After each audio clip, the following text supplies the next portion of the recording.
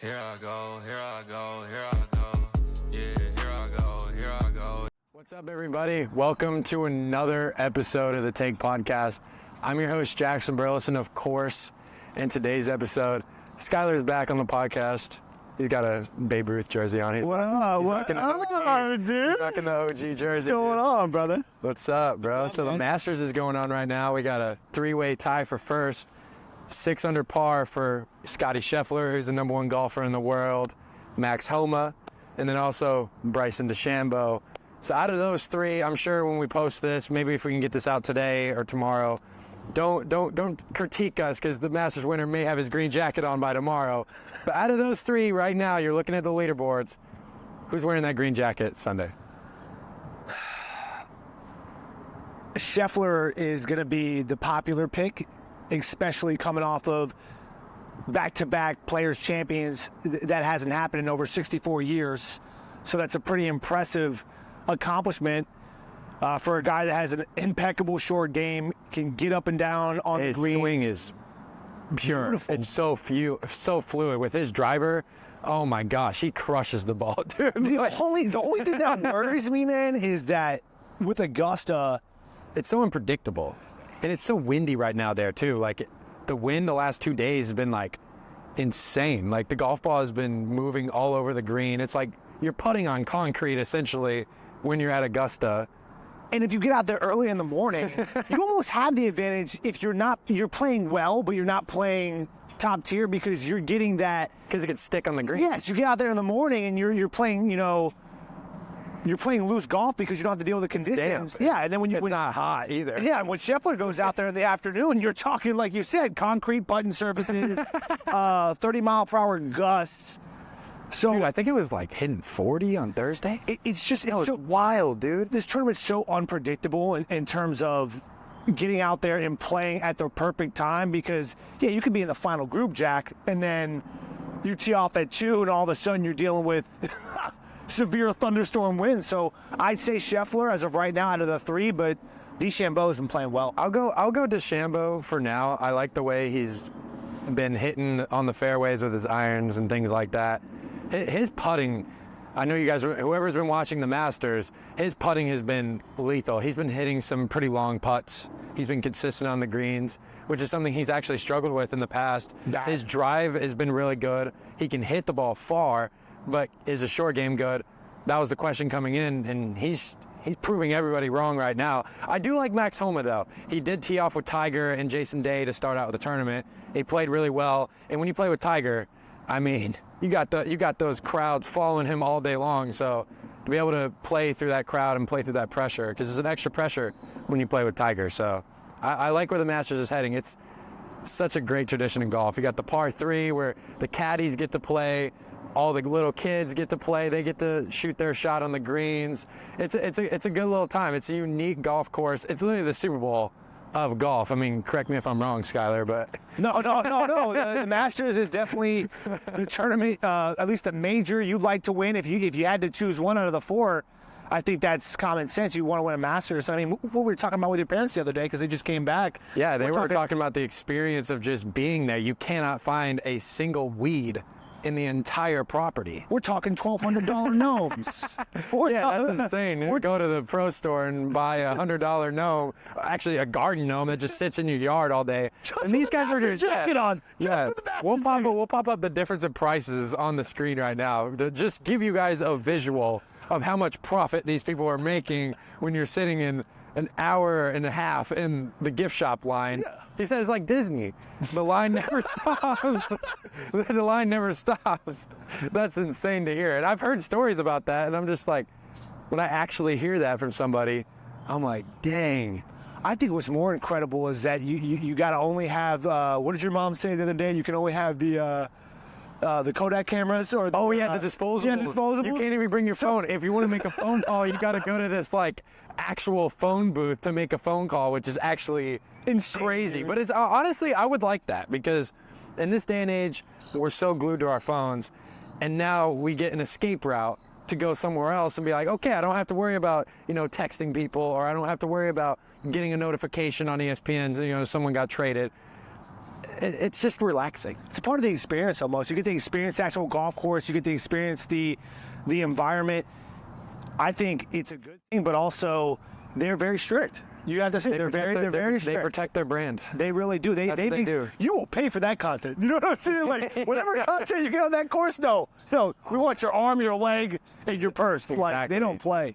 So when it comes to stars in golf, the Masters always create stars. You have said to me off camera that Rory McIlroy to you is one of the bigger stars in golf, but is he the biggest in your opinion? I'll do one better. I think golf, the fact that Tiger still gets the exposure that he does and the way that they talk about him. I think he's the biggest star in golf, just putting it out there. Yeah. It doesn't matter how injured he is or how bad he's playing. SportsCenter is always covering, hey, how's Tiger doing? How's Tiger doing? Yeah, but what does that tell you, though? That tells you that golf hasn't had somebody dominate the sport since him, and that's why we continue to talk about him. And I think, and this is just from my personal opinion, I think that when you're playing an individual sport, not a team sport, when you're playing tennis, when you're playing golf, it's good to have the Roger Federers of the world. It's good to have the Serena Williams and the Venus Williams and the Tiger Woods, because it gives you, in an individual sport, you get to see that one individual just dominate. And golf, I mean, I guess you could say, what, Scotty Scheffler? Like you could say maybe he's dominating. He's been on his way to dominating. I think he needs to have a couple more years where he is dominating like he is. I think it's only been like a couple years he's been doing it. So, I mean, I think he is on his way for sure. He's already getting Tiger comparisons. 100%. But to me, I don't think you can compare anyone to Tiger. When he was walking the 18th, what was it, with Rory McIlroy, I'm sure you guys remember this, there were, like, it looks like thousands of people were behind this man. And he's walking to the 18th hole. I'm just like, dude, like, no player in the history of golf has ever had that kind of publicity around him 24/7. It's the aura. It's insane. And it upsets me almost. I don't think the Masters has lost its value. I think there's no way, no matter if you have a face of golf or somewhere dominating. It doesn't matter. It doesn't matter. The Masters. But as a whole, like totality of like who's playing? No, who's playing?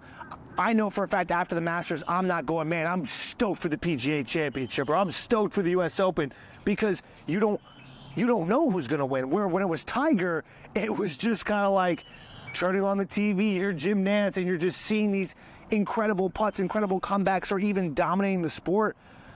It's not like that anymore. I'm not saying that's a bad thing, but there's not a guy where he's consistently in the spotlight. Like John Rahm last year, got real hot, right? And now this year, what's he doing? It's always... He was like, I think he... I'm going to double check this real quick. You're good. I don't know if he missed I don't know if he missed the cut or not, because I know he was like +5. Well, you kind of get the point of it, yeah. though. Like, it's just not... You can't predict it. But when Tiger was in his prime, you knew he was the overwhelming favorite, which 100%. I think it's insane to look at Tiger to see him still playing. Like the car accident he had in 2021, dude broke his fibula and tibia, and he's still walking around Augusta, which is a very hilly golf course. Yeah, there's no flat ground on that entire course. What'd you say? It's a 15-mile. What is your ball? It's like 15 miles. It's like over 10 miles. Oh, I walked. I'm dude. like, oh my goodness! Like for Tiger Woods, who's old, doing a lot of things physically, and not just to mention the amount of back surgeries this man's had, torn Achilles, torn ACL. This man has had every injury. You name a catastrophic injury to a player's career, Tiger's had it. Every single one, and he's overcame it, which I really admire that him coming back and playing. And he even said throughout the week when he was practicing before the Masters teed off, I'm in pain. He said he was in pain, which is crazy to me. He's still doing it, and he's not doing half bad. He made the cut rather easy. When you're late 40s, though, you know what I'm saying? But he's not the same Tiger at all. He is way out of his prime. Oh, we knew that, but I just think... Even when he won the Masters in 2019, I think he was out of his prime.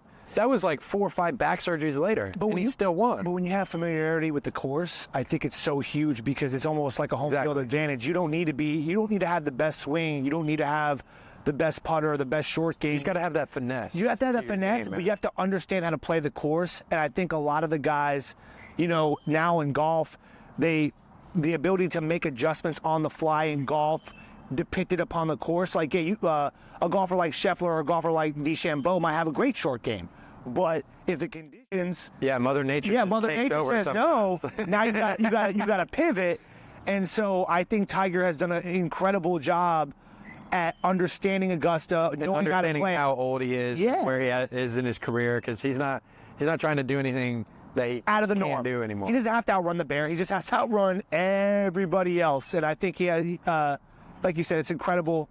But for the face of golf, to answer that question, the face of golf, it's until somebody dominates, It's Tiger. it's Tiger. It's Tiger until someone dominates. And we'll pivot into another sport after I ask this question. So Live Golf has obviously been coming up on the scene. Do you think that is why golf doesn't have as many stars? Because a lot of these stars are leaving to go to Live to get more money. Oh, yeah. Well, respectfully, what Live Golfer right now is in the top 10. I'm not crapping on Live Golf. I'm just saying, Phil is way past his prime. I saw DJ tee off. Yeah, and play Dustin behind Johnson's tire. not the same. No, DJ's not playing well. He went from being the #1 player in the world to, like, no one talks about him. And Koepka's not playing well at the tournament. I mean, Live Golf is still great for the sport. It's getting other players paid. There's other avenues. There's other avenues. It's giving you a different taste. But you what are they have doing at the people- best tournament? Yeah, you still have people coming back to the PGA to play at Masters. Yeah. That's a PGA tournament. It's not a Live tournament. Yeah. I mean, Liv's great and everything. The players are getting paid, but I haven't walked down the road, or I'm not like in the studio with you or the guys, and I'm not having someone come up and go, "Hey, did you watch that Live tournament yesterday?" It's like, no. Like that's not a thing. And They were in Miami last weekend. Yeah, I didn't know that. I didn't either until I saw the split in Miami. My point exactly. That's my point exactly. Like, I didn't know.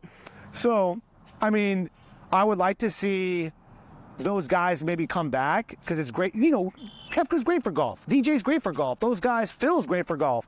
But until they figure out how they're going to coexist, I prefer the PGA. That's just me. I grew up with it. It is an interesting conversation, and golf's going to keep evolving over these next couple years.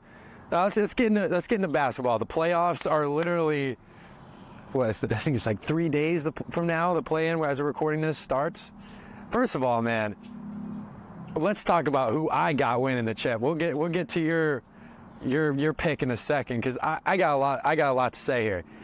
First of all, let's just point out, Clippers and Mavericks in the first round is going to be the best series in the entire playoffs. You got Luka Doncic, Kyrie Irving on the Mavs, and then on the Clippers, bruh, you got Harden, Westbrook, Paul George, Kawhi Leonard, Norman Powell, Zubac, Terrence Mann, and then you got Tyronn Lue coaching. That Clippers team is stacked, and they are actually healthy going into the playoffs. That is the key. I know they're playing the Mavericks. Luke and Kyrie have been cooking. I think that'll be their toughest series for their championship round, because I think they're going to win the West, and I think they're going to end up winning the entire thing. I even said this last year, but the health factor just absolutely destroyed them. Kawhi got injured. Paul George, he wasn't the same. He had a lot of injuries last year. They didn't have James Harden, which I think you've got James Harden on the team, and you're not asking him to be a scorer, which everyone has criticized Harden for not being able to deliver in the playoffs because he can't be that #1 option. He can't be that guy. I think he can deliver in the playoffs because he's not asked to do that. He just has to be a playmaker and distribute. And last season, he led the league in assists. He was balling. And this year, he's averaging like 8 assists a game. The man's been cooking. You're not asking him to do anything. I push back. I push back because I trust Kawhi. I trust Kawhi. Yeah, Kawhi's one of the greatest playoff players of all time. I mean, he carried that. He went to the Raptors, got a chip and dipped. You know what I mean? Like, I mean, I love that dude came in there and said, "All right, I'm going to LA. This is where I'm from. Like, I'm from Cali." It's crazy because the minute, sorry to cut you off, the minute the Clippers got Paul George and Kawhi, everyone was thinking, "Oh, this is an automatic championship."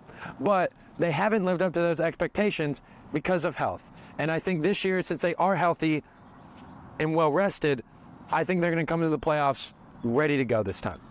I've got confidence in this Clippers team. They're going to give the Nuggets a problem when they meet. Because I think the way it's structured, depending if the Nuggets get the number 1 seed, there's like a 3-way tie for the number 1 seed right now, which, by the way, has never happened in NBA history with the Thunder, Nuggets, and Timberwolves. Yep. So those 3 teams, whoever ends up playing the Clippers in the second round are in deep trouble. I will say that, especially the Thunder and the Timberwolves. Nuggets, I'll give them a little more leeway because they won the chip last year. But they're still in trouble if they have to play the Clippers in the second round, dude.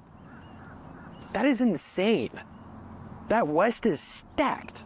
I push back because, like I said, I trust Kawhi. I've seen him do it. I don't trust PG. I don't trust Russell. I don't trust James. I trust Tyronn Lue. I think they have depth. I caution. I don't trust Harden, by the way. Not that that matters, but I don't trust Harden. But I do like the team currently assembled. But as we know, health is a factor, especially with them. Health is a factor, and when you go to the playoffs,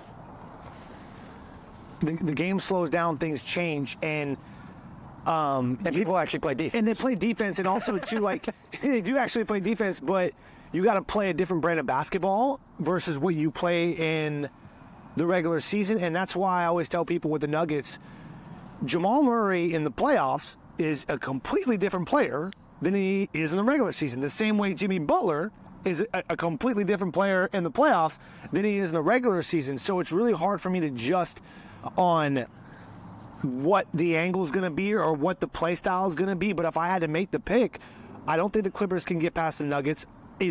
I'm hard pressed to bet against the Nuggets unless they collapse. You'd almost have to collapse at this point because when you look at matchup problems, Jokic is still going to give the Clippers all the problems in the world. I know you like Zubac. I like the physicality on Zubac. I think he's a big body. I think he has great interior presence. Grabs rebounds, does what's expected of him on the roster. But you got to take in consideration that the Nuggets have Jokic, they got Murray, they got Gordon, they got Michael Porter Jr., and they're young, and they don't, other than maybe outside of Michael Porter Jr., they don't have injury issues. And that's a big thing because But to be fair, the Clippers don't have injury issues right now. currently. And Anything could happen with this injury-prone Clippers team. But I agree, like, with you partially because it's not going to be easy for the Clippers to make it out of the West. Like the Western Conference is loaded from 1 to 10. I mean, at 10, you're talking about Steph Curry, and then at 1, you're talking about a defending reigning champ, the best center we've ever seen. The Lakers, Pelicans, Warriors, and I forget the bottom, the last team on the bottom. The Kings are. If you put them in the Eastern Conference, they're in the top 5 seats. It's crazy. It's ridiculous, It's crazy. bro. The And they're Bucks in the are play. 2, and they would be in the play-in in the West. That is insane. It's insane. In terms of the disparity of competition between conferences, I think the West. It's insane, dude. I love like Boston. My pick, back to your original question, my pick would be Boston because I feel that Boston have finally had their missing pieces when they added Holiday and they added Porzingis. And I like the way they play defense. I like the way they maneuver the ball. If Jaylen Brown's not getting paid to turn the ball over and not go left, I think they're fine. I'm going to also push back because I've got a couple bones to pick with the Celtics. First of all, I hate the Celtics. The Heat Nation all the way. We're coming for you, Celtics Nation. Just be on the lookout. But I will say this. Kristaps Porzingis, great offensive player. But when you put him in the post, in the interior, he stinks. Okay? He gets exposed. Offense, great. He stretches the floor. You can put him in the corner. You can do a lot of different things with Porzingis on the offensive end. Drew Holiday, I do love that pickup. Great defensive player, and he can also create his own shot. That's and great. He's a playmaker. That's good. That's a great pickup for the Celtics. But Porzingis, to me, is the one strength they acquired, but the one weakness they gained while losing Robert Williams and Marcus Smart. Marcus Smart got replaced by Drew Holiday. I'll excuse that. But I think Porzingis is a really valuable strength and weakness. Also, don't forget, Jason Tatum is the most inconsistent playoff player I've ever seen. Man will go for 10 points, and then the next game he'll go for 50. It happened in the Sixers series last year. It happened in the Sixers series last year. I need you. Are we gonna get this inconsistency again? Apologize right now. Are we gonna get that? I need you. Are we gonna get? I'm not apologizing for that. I need you to apologize right now. Do not come at my. And he can't hit. And he cannot hit. God, You remember no. when they played the Nuggets? In the regular season, he missed the shot. Say Touchdown. it again. Say it again. Say what you said about JT. Oh yeah, last time they played the Nuggets, he missed a wide open 3. Say it again. In the crunch time. Man's not clutch. Man is not clutch. I don't care. Who has the highest Game 7 total points in a game in a playoff series? But I'll ask you a question. Who has the highest total points in a Game 7? Who has scored the most in a Game 7 in a playoff series outside of the NBA Finals? JT. JT's been to 6 conference championships in 1 finals appearance. JT. Oh, so you're commemorating a guy for not getting any chips? No, I'm commemorating a guy that's very similar to Jordan and very similar to LeBron, where they didn't win their first 7 years championship. But hold on. I can agree with you on that. Okay. I can agree with you on that. I'll give you that. But the inconsistency. What inconsistency, yo? He's got Giannis's number. Hold on. He's got Giannis's number. He's got Giannis's number because he beat him in the playoffs most recently, and he has Jimmy's number. Good. Well, not last year. He beat them last year. Hold on. Last year, but year prior, he did it. You think Jimmy? Hold on. You're gonna sit here right now and say Jimmy's better than JT? Playoffs, sorry. Oh, we gotta cut that. That was my Heat. That was my Heat fan. You're good. We'll bleep that. 100%. We gotta Dude, that was my Heat fan coming out. I'm sorry, because I told you prior to this that I do not like the Celtics, and I have my reasons. Okay. You just went full Jackson right there, bro. That's hilarious. Okay, but piggybacking off that, the inconsistency is there for Jason Tatum. It is. You can look at the numbers. You can see when he goes off, but you can also see when he disappears. And I just pointed out an example. In the Sixers series. So Jimmy never disappears? Not game by game. Game by game, I would say last year Jimmy Butler, especially in the first round, he was very consistent against the Bucks. His numbers kind of to trail off, but he's not going from 10 to 37 like Jason Tatum is. I'm Do sorry. you think if Jimmy Butler was on the Celtics, they'd have the same results? If you remove JT? No, because Why not?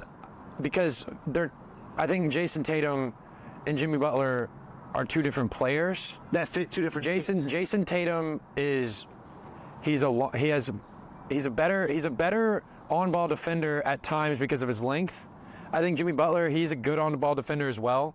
It's close. I think JT has a better bag offensively, but Jimmy gets his whenever he wants. He's got that dog mentality. He does.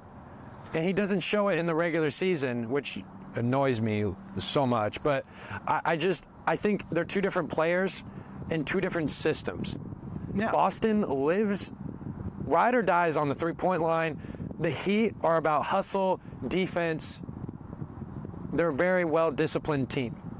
I think it's just different play styles. Because I don't know if Jason Tatum comes to the Heat, I don't know if he would fit with that scheme that we're trying to run. Because we're not trying to ride or die on the 3-point line.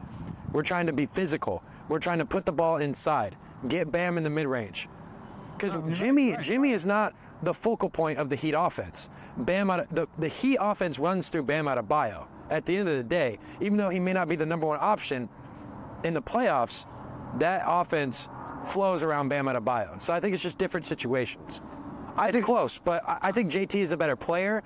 But when it comes to the playoffs, I think Jimmy Butler has had better moments, in my opinion, as of recently, because he made the finals last year, and he's beating the Celtics in the playoffs when it matters. I think they both have it. I think he has 2 over you, over the Celtics. And, 2 over the last 4 years. And the Celtics have 1. So no, it's hard for me. And if we're including the bubble, that's 3. So no, I can see where you're coming from. I just have a hard time envisioning the Celtics not winning it this year because there's no excuses now. So I would take Boston and Denver in the finals, and I would go Boston. It's really not a bad pick. I'm not crapping on his pick. I just think there's a lot of flaws the Celtics have that I think are going to prevent them from winning a championship. And I think the Heat, I'll say this, we're going to transition to, does seeding matter in the playoffs? No, absolutely not. Lakers made it from the play-in to the Western Conference Finals. Heat made it from the play-in, made it to the finals. And the Heat, by the way, lost their first play-in game and still made it to the finals. But the NBA has a problem, dude. The NBA has a problem in the sense you don't know how a team's going to perform until April. There's just a lot of meaningless games. But a lot of meaningless games. All the great teams. The Warriors haven't played like this all year, dude. They're coming out of nowhere. I don't think, have you been watching this? Yeah, they came out of nowhere. They blew out the Lakers the other night. They blew out the Lakers, and then they played the Pelicans. I don't know if they beat the Pelicans. They lost. They lost. I think it was like 114 and 109. But the play style was so Steph different. Curry was going off in that game, though. And it's so you're starting to see now with seeding, the Thunder are in trouble. Looking at their roster, they're just so young and they don't have enough bench. No, they're in trouble. They're in trouble because now they're gonna face a seasoned team. The Thunder are in trouble, and if Cat's not fully healthy, they're in trouble. Because Cat's coming back for the playoffs. He'll be back. But if he's healthy, he still needs to get back to game speed, and he still needs to get his reps. Right. I don't think if they have to go up against a Golden State, that's going to be a problem for them. That is I love Anthony Edwards. I think Anthony Edwards is going to be a potential new face of the NBA. I think he's that type of guy. Right. But it's going to be a nightmare. It's going to be a tough challenge. It's going to be a nightmare when you got to go against the teams where these veteran teams like the Warriors and the Lakers, they've been cooling all year. I mean, Draymond's been suspended for probably a quarter of the year. But when it comes April, for some reason, in the NBA, when it comes April and it comes May, they start playing a completely different. It's almost like they don't show their hand all year. That's literally what it's like you're playing poker and you don't showcase. Nothing. You got a king or a queen in your hand, and then later you're like, oh, what? Let's play our full cards now. Yeah. Let's go all in. And I agree with you. I think that's the one problem with the NBA and why there's so many.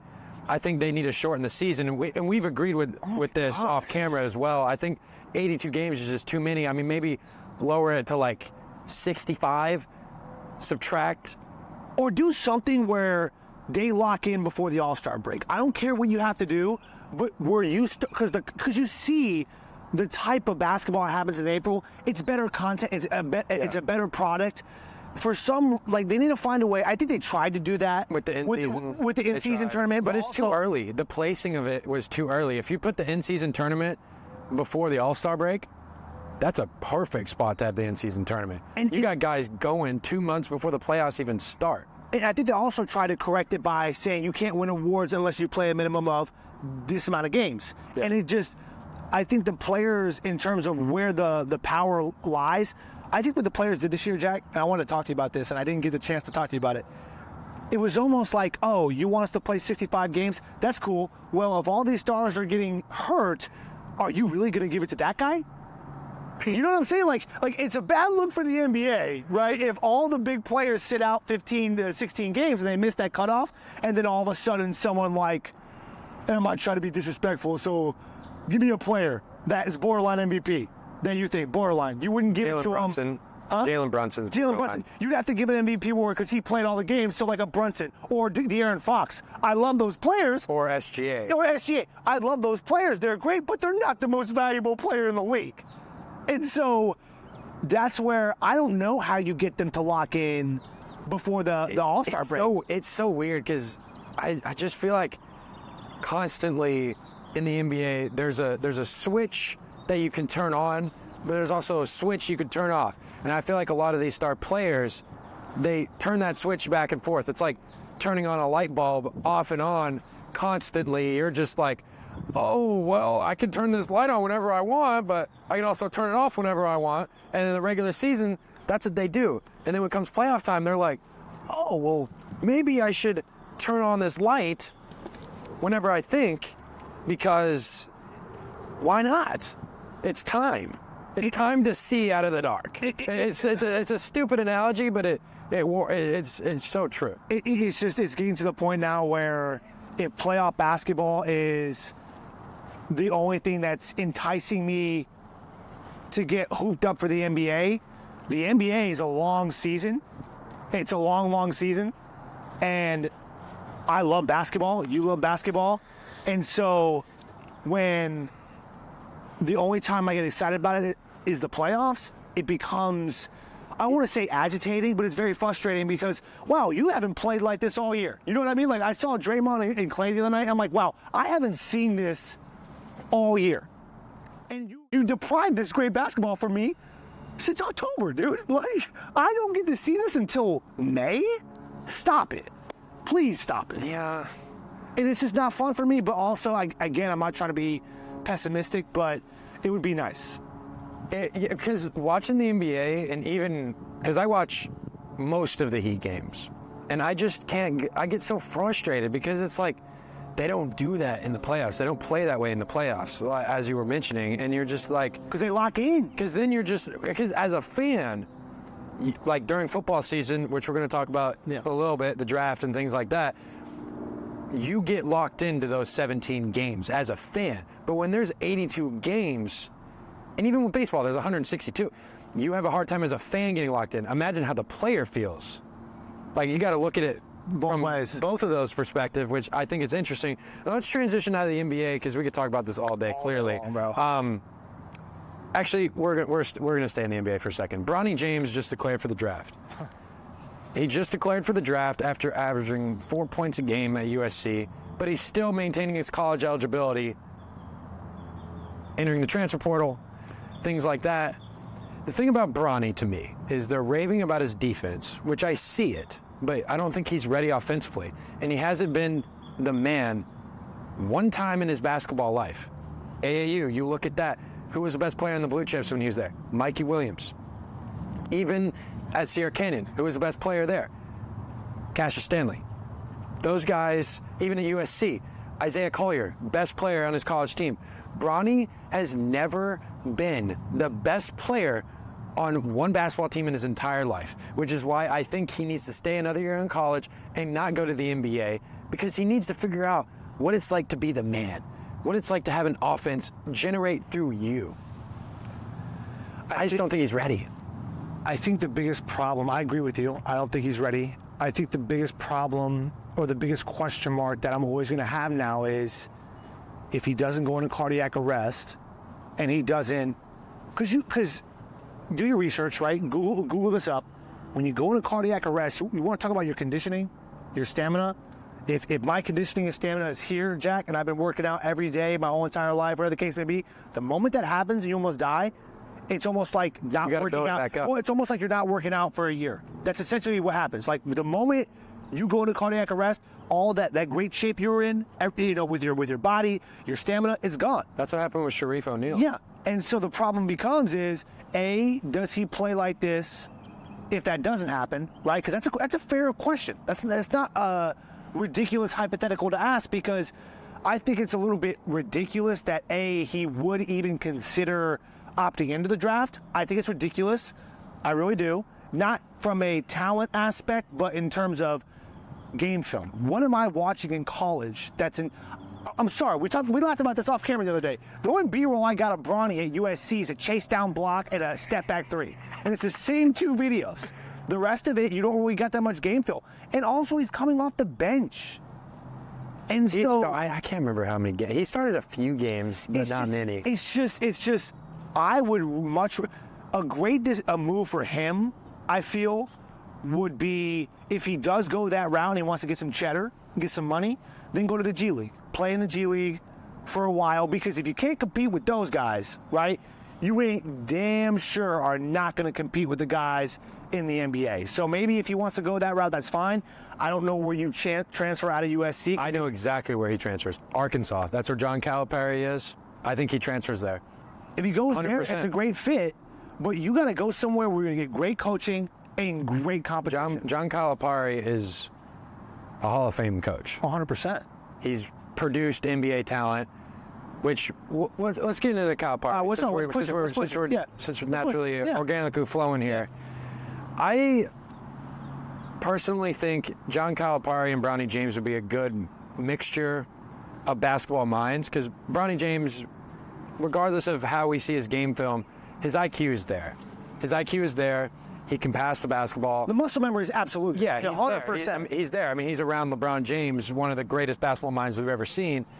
And I just think him going to Arkansas is a good move because Calipari's there, but Calipari's still building his roster. They don't have an established piece that's going to be there next season, and Bronny can come in and he can be the man, I feel like.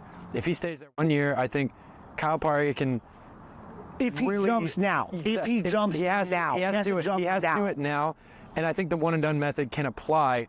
Even though Bronny's a sophomore, I think it can apply to him. 1 year with Calipari, there you go. But Calipari, he just left Kentucky because he hasn't been. We'll throw up the graphic of how he's been doing these last couple years.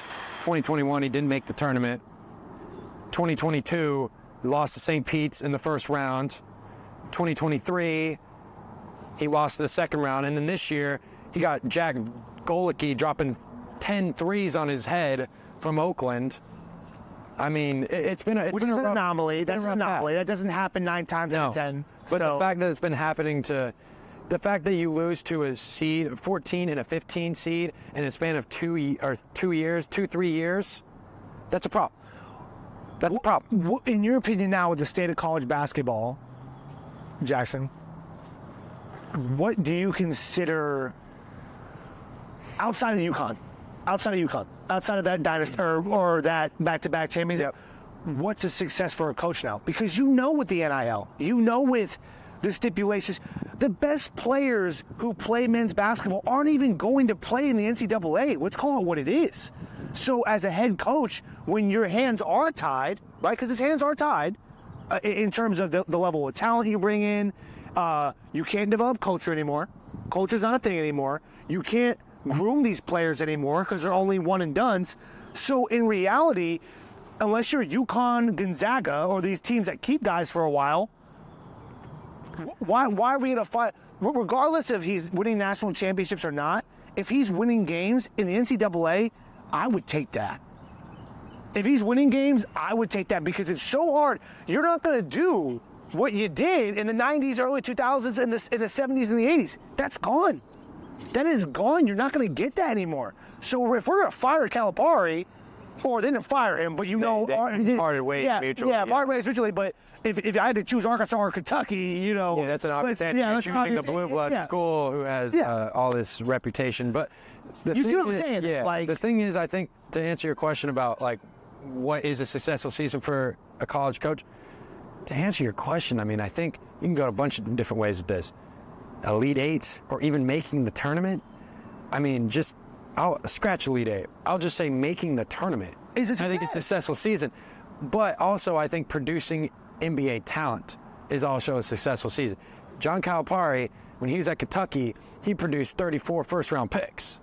I mean, that's a lot. It's just to name a few. John Wall, Boogie, Julius Randle, Anthony Davis, Michael Gilchrist, D-Book, Cat. I mean, we can name countless players that he's had go to the league. And yes, he hasn't won a national championship since 2012, but he went to 4 Final Fours at Kentucky, which to make a Final Four is hard. Like, there's like almost 4,000 colleges in Division I, and you're the 4 teams that get in. Coach K took 5 to 10 years off with his first time. Not 4,000, like 400. Yeah. But there's still a lot of colleges, and you're the only 4 teams that are in there.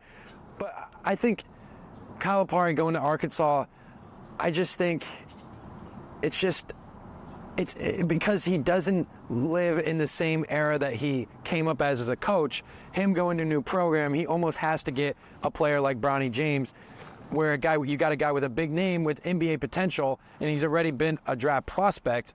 Looking forward, I just think that is what he needs. He needs a player who can sit down and be like, okay, I'm going to develop you in an NBA talent.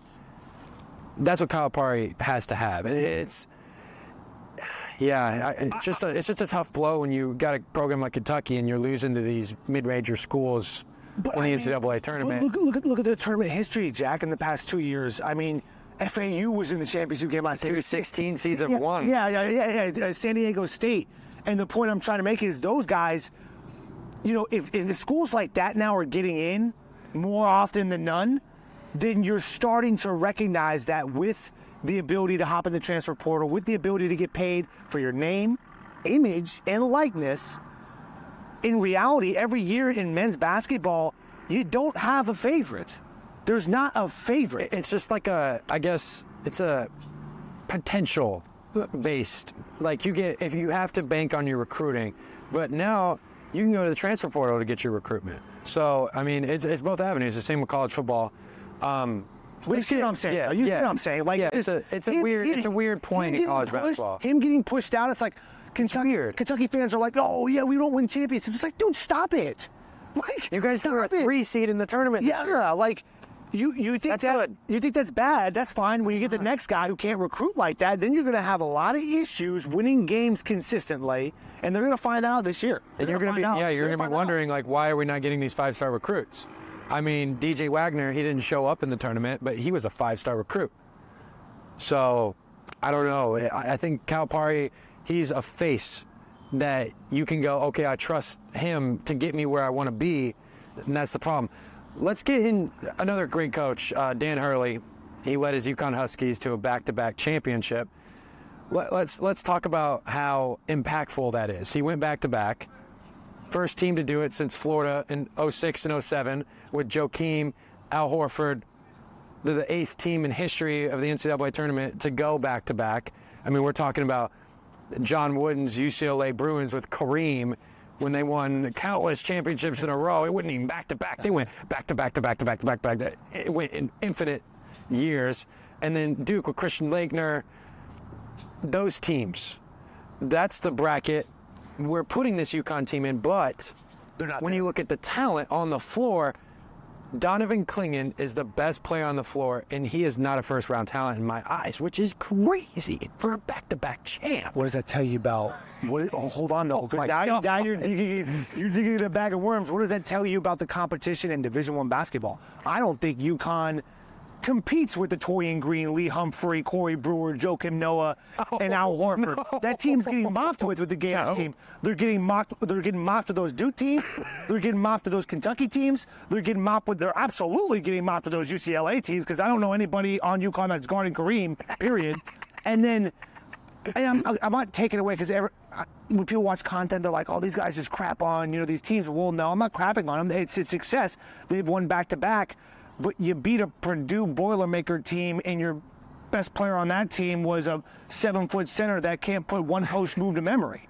So I just think you're kind of bouncing off that. I think it's impressive because in this March Madness tournament, their average point differential was 23. They dominated. They dominated. Dominated. And dominated talent. Dominated what, though? What did they dominate? I just think it's impressive, just the numbers, but I understand talent-wise. What did they dominate? And it's hard when you look at a team like Purdue and all Zach Edey can do is go right back to the basket. Go right. He can lean against his dominant shoulder, which is it's crazy because 10 years ago Zach Edey would be a lottery pick easy, but now he's so hyped up, But he's a second-round talent to me. He might be a late first-round pick, maybe. He's a G League talent. He's not better than Taco Fall. And Taco Fall's in the G League. I think they're about the same level. But you understand what I'm saying, though? Yeah. Like, they're not. That's not what the NBA needs. If you're not agile, if you don't have a post move to put to memory, if you can't hit not even that, though. Shot, like in the NBA, you need a 7'4" center that can shoot the three. That can score on all three levels. Yeah. Score on all three, and distribute the ball and dribble, create their own shot. You're asking a center to be a shot creator now, and they're not that. And then college basketball bigs, that like you look at another example, Armando Bacot. He is a typical college big man. He only has the post. He can't shoot and he can't dribble. Honestly, like. I put it it's a tough watch when you're watching those players that are talented in college, but dang well, they ain't going to the NBA and they're not going to be good. They may make it to the league, especially Zach Edey. He's 7'4". He's going to be on a off principle. He's just because of his physique. Off principle. It's crazy where college basketball is going, because the NBA game and college basketball game, it's night and day how different just the style of play is.